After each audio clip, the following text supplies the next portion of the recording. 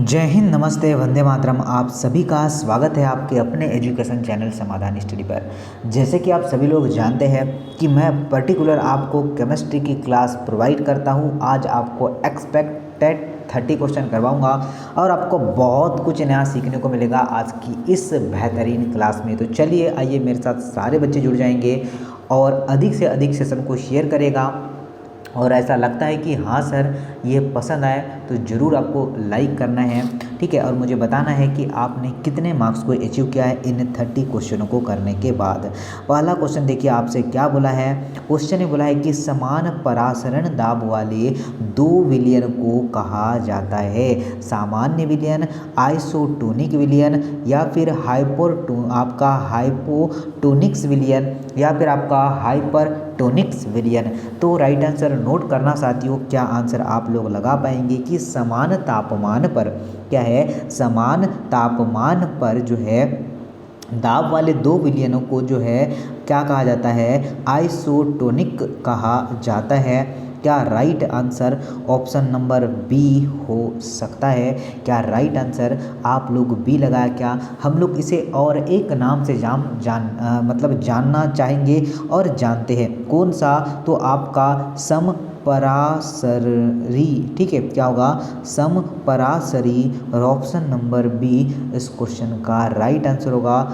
चलिए आगे आते हैं, नेक्स्ट क्वेश्चन नोट करते हैं क्या दिया है। रेड लेड होता है, रेड लेड होता है, कौन सा होता है? क्या आप लोग बताएंगे? ठीक है, रेड लेड की बात करें तो हम लोगों ने सिंदूर सुना होगा। क्या सर जी सिंदूर कितने साथियों ने सुना है? सिंदूर सुना है तो आप लोग आंसर लगाएंगे PB3O4, PB3O4। क्या ऑप्शन नंबर सी में नज़र आ रहा है? क्या ये एक क्या होता है, लाल रंग का चूर्ण होता है, ठीक है। क्या होता है, इसका रंग कैसा होता है? सिंदूर जो है रेड रंग का होता है ना, तो बिल्कुल हम लोग सही लगा पाए हैं। देखिए आते हैं, निम्न जो है फ्लूओराइडों में किसका अस्तित्व नहीं होता है? बहुत ही शानदार, बहुत ही बेहतरीन क्वेश्चन हमसे बोला गया है। तो देखिए राइट आंसर नोट करेगा साथियों, क्या आंसर बन सकता है। अगर आप लोग लगाते हैं NF5, क्या होगा? NF5 इस क्वेश्चन का राइट आंसर होगा। और आप सारा बच्चा इस क्वेश्चन को कर पाएगा, बिल्कुल कर पाएगा सर जी, और ये आपका राइट आंसर होगा।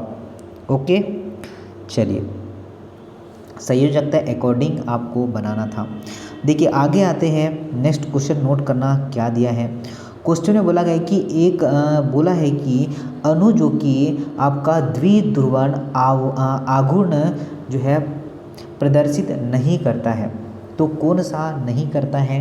क्या आप लोग बता पाएंगे? तो आपका राइट आंसर होगा CCl4। अब कमेंट्स बॉक्स में बताना है कि ये CCl4 का फुल फॉर्म क्या है, ठीक है। सिंपल सा क्वेश्चन आप सभी के लिए। चलिए आगे आते हैं, नेक्स्ट क्वेश्चन देखते हैं। निम्न में से कौन सा टिंडल प्रभाव क्या है दर्शाता है? निम्नलिखित में से कौन सा टिंडल प्रभाव को दर्शाता है? ये क्वेश्चन हमसे बोला गया है। अब देखिएगा, निलंबन, कोलाइडी विलयन, यथार्थ विलयन, या उपर्युक्त सभी होगा। तो कोलाइडी विलयन कितने साथियों ने लगा पाया है? राइट आंसर नोट करेगा, कोलाइडी विलयन में उपस्थित कोलाइडी कणों के द्वारा ही प्रकाश की किरणों को प्रकीर्णन को जो है प्रतिक्रिया को टिंडल प्रभाव कहते हैं। राइट आंसर बी होगा, और हर साथी इस क्वेश्चन को लगा पाया होगा। B is a right answer. आगे आते हैं, बोला गया है कि CH3 और आपका, चलिए CH3 पॉजिटिव और नेगेटिव में C का जो है संकरण अवस्था आपसे बोला गया है, ठीक है। इसकी संकरण अवस्था की बात करें, पहले तो आपको पता होना चाहिए कि CH3 क्या होता है। तो आपका यह जो होगा, ठीक है। चलिए मेथ एथ प्रोप ब्यूट, CH4 तो मेथ होता है, तो CH3 क्या होता है? तो मेथिल कार्बोधनायन, ठीक है। तो कार्बन में जो है sp2 कितने में दिया है भाई साहब? तो sp2 और sp3 इसका राइट आंसर बन जाएंगे, ठीक है। क्या आपका ए आंसर सत्य बन जाएगा क्या? ठीक है, तो नोट कर लेगा, राइट आंसर होगा ऑप्शन नंबर ए। आगे बढ़ते हैं। नेक्स्ट है निम्न जो है संकुलों में से कौन सा एक बाह्य कक्षक जो है आपका संकुल है, बताइए जरा, सभी बच्चा नोट करेगा। तो आप लोग नोट कर लीजिएगा राइट आंसर क्या बन सकता है, आप लोगों ने क्या आंसर लगा पाया है सारा का सारा। चलिए हर बच्चा ऑप्शन नंबर डी लगा पाया होगा एच, ठीक है, क्या होगा ऑप्शन नंबर डी NiNH3 और जो है फुल कोष्टक जो सी 6 होगा। देखिए निम्नलिखित में से किसे जो है आपके कार्बन धात्विक यौगिक नहीं माना जाता है, तो सिस प्लेटिन या फिर होगा आपका जो है फेरोसिन या फिर होगा जो है आपका जिसेस लवण या फिर होगा आपका ग्रीक नॉर्ड जो है अभिकर्मक। तो क्या आंसर बन जाएगा सारा साथी, क्या ऑप्शन नंबर ए की तरफ जाना चाहता है? क्या राइट आंसर सर जी सिस जो है सिस प्लेट जो है यह जो आपका कार्बक धनात्मक नहीं होता है, तो राइट आंसर आपका बन जाएगा ए, ठीक है, ये आपको ध्यान रखना है। चलिए आगे आते हैं सर जी, देखिए आपसे बोला है ईडटा में, ठीक है, EDTA ईडटा में उपसंयोजकों की संख्या क्या होती है। अब ये क्या होता है ये आपको पहले पता होना चाहिए। एथिल, और ये क्वेश्चन आई थिंक जो है मैंने पहले करवा चुका है आप लोगों को। तो एथिल जो है आपका डाई एमीन, ठीक है, क्या होगा आपका डाई एमीन जो है टेट्रा एसिटिक, ठीक है, इसका फुल फॉर्म होता है एसिटिक अम्ल। अब देखिए यहाँ उपसंयोजी ऊतकों की संख्या इसने बोला गया है, तो नोट करेगा कितनी होती है, 6 होती है, 6 होती है। अरे आपने नोट कर लिया होगा कितनी होती है, 6 होती है।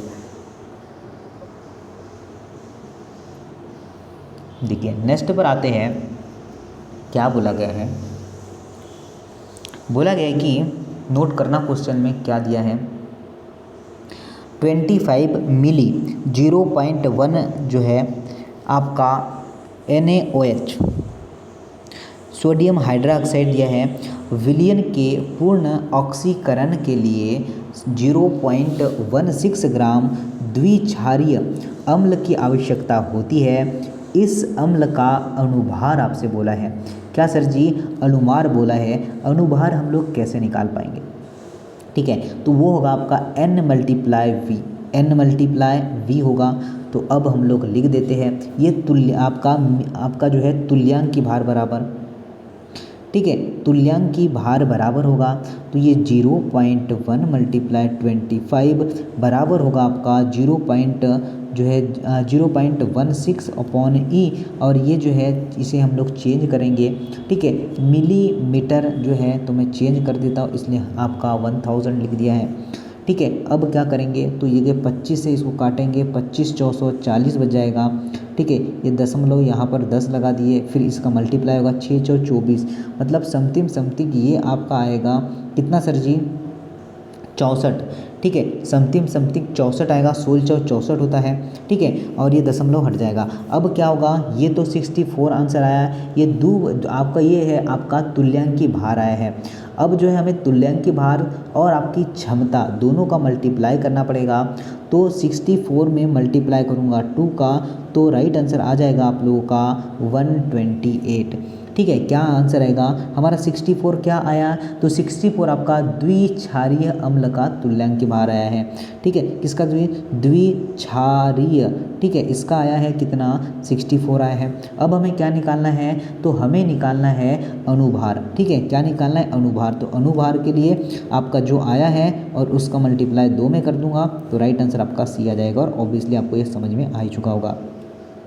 आगे आते हैं NiCO4 में Ni परमाणु का प्रभावी परमाणु क्रमांक क्या है, ठीक है, तो आप लोग बताइएगा क्या आंसर बन जाएगा। आपका राइट आंसर बनेगा 36, क्या बनेगा सर जी 36 बनेगा। तो देखिए क्या होगा 28 minus 0 plus 2 multiply 4, right answer निकल के आएगा आपका कितना सर जी, राइट आंसर 36 निकल के आएगा, नोट कर लेना, काफ़ी शानदार है। चलिए सोडियम हाइड्रोक्साइड, चलिए ऑक्सीजन देखिए यहाँ पर आपको ध्यान देना है कि 40 ग्राम में बोला है, ठीक है। 40 ग्राम में आपसे बोला है NaOH को 1000 ग्राम जल में घोलने पर बना विलयन, इससे बना विलयन जो है कितना होगा, तो एक, ठीक है, कितना सर जी, 1 मोलल होगा, ये आपको ध्यान रखना है, ठीक है। एक क्या होगा, मोलल होगा, ये आपको ध्यान रखना है। बहुत ही शानदार क्वेश्चन है। मोललता क्या होती है, तो प्रति 1000 ग्राम, ठीक है, या तो 1000 ग्राम या थी 1 जो है किलोग्राम विलयन में घुले हुए विलायक, सॉरी विलायक नहीं, विलायक में घुले गए विलय के मोलों की संख्या होती है। तो 1 मोललता इसका राइट आंसर होगा और हर बच्चा इस क्वेश्चन को कर पाया होगा। मेरे साथ नोट करना नेक्स्ट क्वेश्चन क्या है, तो नेक्स्ट क्वेश्चन बोला गया है कि आयनिक यौगिक Na2 जो है Cr2 और O7 में क्रोमियम की ऑक्सीकरण संख्या, भाई साहब कौन बच्चा नहीं बना पाएगा, ठीक है। यहाँ पर ऑक्सीकरण संख्या कौन बच्चा नहीं बना पाएगा कि सर जी +6 होती है। क्या क्या होती है, राइट आंसर जो है 6 होगा, ये आप लोगों को ध्यान रखना है। क्या सभी बना पाए क्या, चलिए क्या हर बच्चा बना पाया है, ठीक है, वेरी गुड। अगर सभी ने बना पाया होगा, इसको सॉल्व करते हैं तो आपका निकल जाएगा।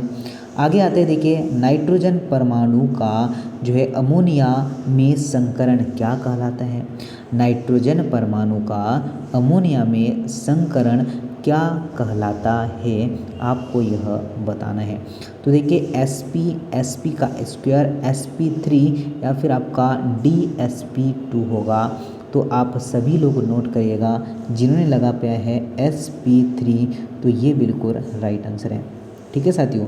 क्या राइट आंसर है, option number C is a right answer, C is a right answer. आगे बढ़ते हैं, नोट करना 0.1 मोल में, चलिए हाइड्रोक्लोरिक अम्ल किसके बराबर होता है। तो पहले तो अनुभार आपको पता होना चाहिए कितना होगा, 35 पॉइंट जो है 5 में अगर मैं 1 ऐड कर दूंगा, चलिए तो कितना होगा, हाइड्रोजन का अनुभार यहाँ पर आप पहले, चलिए यहाँ पर पहले HCl का अनुभार कितना होगा, तो 13 पॉइंट जो है 5 होगा।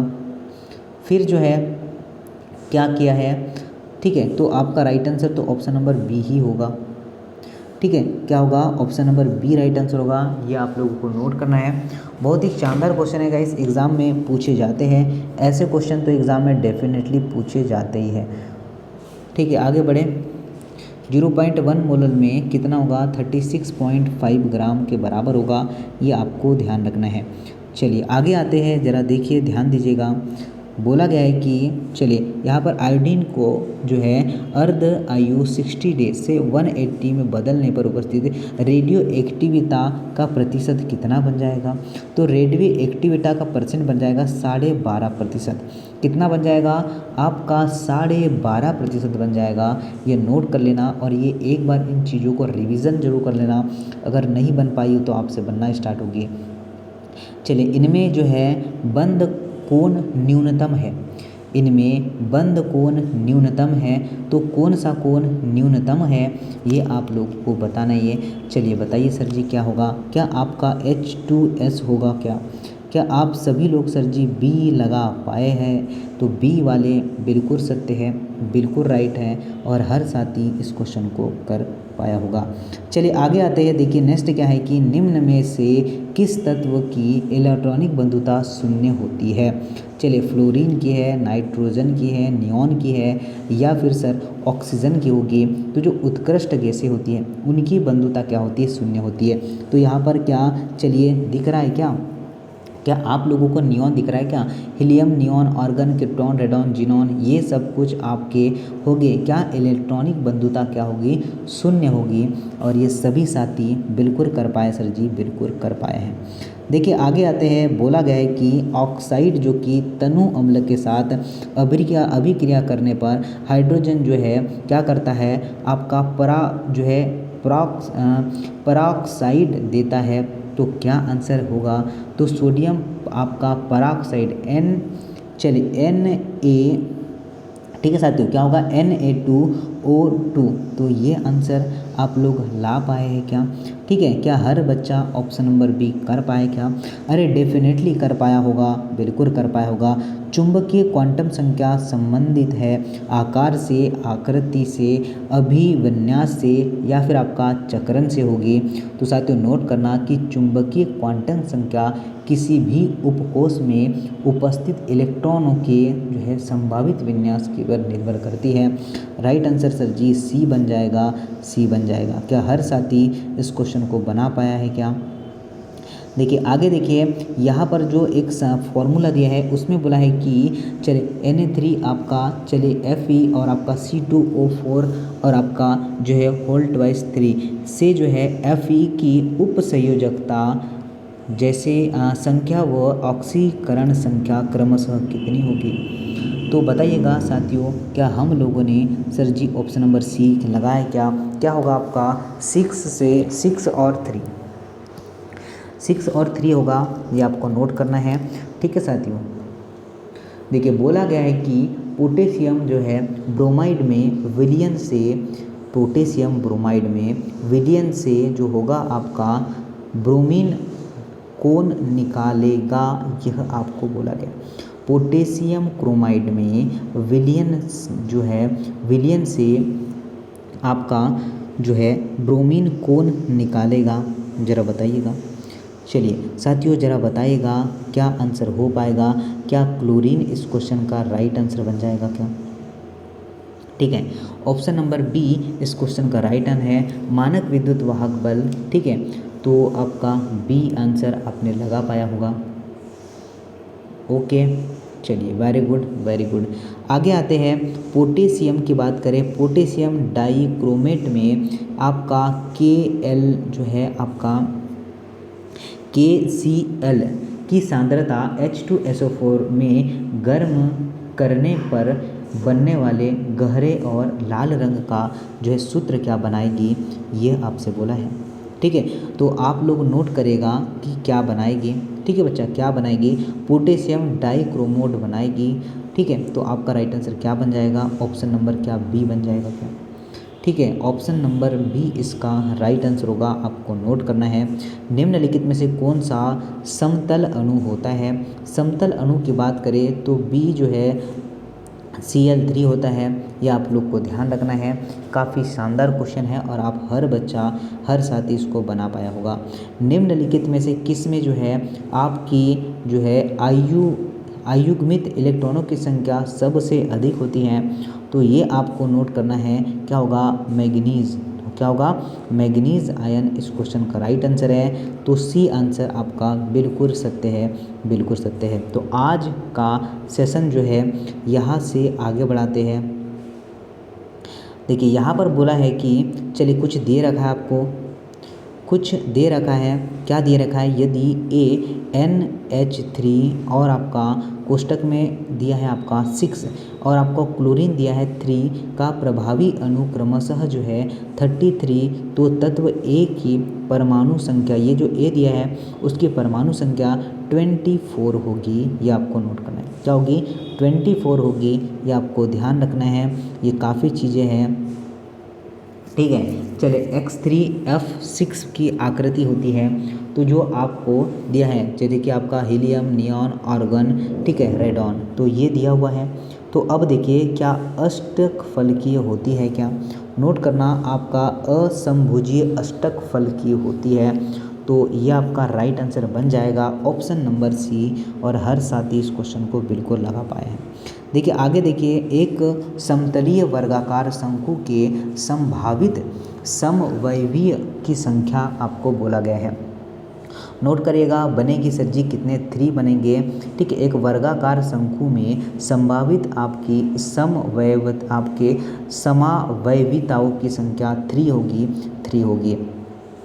सबसे अधिक आपका स्थिर कक्षाएं है, सबसे अधिक जो है स्थिर कक्षा हैगी आपका P4 और जो है D4 वाली। तो आपका राइट आंसर बी बन जाएगा, और आप लोगों ने नोट कर लिया होगा।